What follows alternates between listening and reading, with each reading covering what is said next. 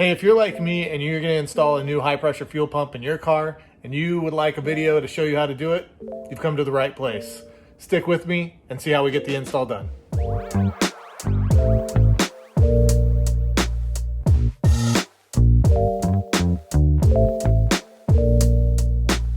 So if you've been following my stage 3 build, you'll know that we were sort of running into some fuel cut issues. Stock fueling doesn't quite meet the demands of the new TTE 710 turbo. So how we're going to address that is by installing this new, point out it right here, new high pressure fuel pump. This one's from APR. The process that we're going through today will be the same no matter which manufacturer you use. Because my car is already stage 3, I have most of the heat shielding off already, but you're going to want to remove the engine cover, and I think just for ease, remove the other foil type heat shield. And then the next thing you're going to get into is this flexible heat shield that is here and protects this N80 valve. First step is to open this up, unsnap it, unvelcro it, and then we're going to see, if you see this point right here, there's a rubber grommet that mounts on a stud, and we're just going to very carefully pull this up and get it loose. So just to show you, when you remove this, you're going to pull this off of here. There's 1, 2, 3, 4 bolts with plastic heads and some studs on the top for the engine cover to sit on. Just get that out of the way. After that's done, we're just going to go ahead and remove this from the car altogether for now. And the next step would be, if you haven't done so yet, remove the heat shielding and get that out of the way. Next, we're going to remove this bolt right here. It's a T30 Torx. You get in there, pull it off, and then I'm going to loosen this with both hands free, and then we'll go from there. Okay, so you got that bolt out, and the next one is to get this one off over here. And same T30, get it down in there, remove that bolt, and then we're going to remove this bracket as well. So I will get that done and then we'll be back. Okay, so those are removed, and this was a little more tough. So you pull that off out of this hole right here, and then you're going to remove the bracket that's right there.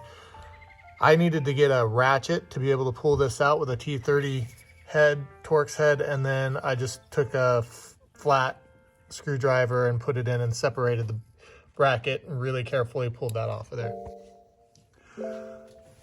So next, we're going to go ahead and disconnect this. This is a 19 millimeter open box wrench, and this is a 17 millimeter. If you haven't run your car, it probably won't leak too much. I've got this towel here to soak up anything. I had just pulled my car into the garage, so I did get a little bit of a spray. I just took everything apart slowly and then used the towel to soak up any fuel. Next, we're going to repeat that process with this one right here. Again, 19 and 17, nice and slow. I'm going to put a rag under there to soak it all up. As you can see, I got the towel there. I'm using some gloves to keep my hands clean, and it's a good idea to wear safety glasses. Okay, that fitting is loose. Now on to the next step. Next step is going to be getting to this one down here, and that is going to be a 17 millimeter nut again, and then 14 millimeter on the pump side. Okay, so that one's successfully removed. It was a little trickier for me because I've got my ethanol gauge in here, kind of in the way. That's the Bluetooth module. I was able to snake in and get around it, but actually turns out that on mine, both of those fittings were the same 14 millimeter size. Next step is to get this electrical connector. You just slide out the tab, pull it away from the connector, and then push down and pull it out. Okay, with the electrical connection disconnected, our next step is to tackle these two 10 millimeter triple squares right here on either side, and you loosen each one of them a little bit at a time. So not all on one side right away. Do a little bit at a time so that you ease the tension off of the spring on the fuel pump. So the spring that we're talking about on the fuel pump is this one right here that's underneath, sitting inside the engine block. All right, so once those bolts are removed, you're gonna wanna, the pump's sitting in like this, and you're gonna wanna kind of put your hands underneath it and sort of rock it forward and then lift up at the same time toward the front of the engine. Just ever so slightly, you'll feel it start to give and then pop out. I was careful with this fuel line here, just made sure it was coming out of the thing without any problems. So you drop the new fuel pump in, mind your hard fuel lines. You're gonna push it down as far as you can get it. I didn't get it to seat all the way down until I put the new stretch bolts in. You can see those there. And what you're going to want to do is put those in and just tighten them down until they just hit this shoulder right here on both sides. And then you're going to want to start tightening them down on either side a little bit at a time until the fuel pump sits on the engine block there. Then there's a process, which I'll post up here, but you should get the manual to show you. Essentially, you're gonna torque it down to like 44 foot-pounds, then another 25, then another 45 degrees to get everything seated properly. So actually, we're gonna go with the Newton meters. It's gonna be 5 Newton meters, and then it's gonna be 20 Newton meters, and then an extra 45 degrees. Don't do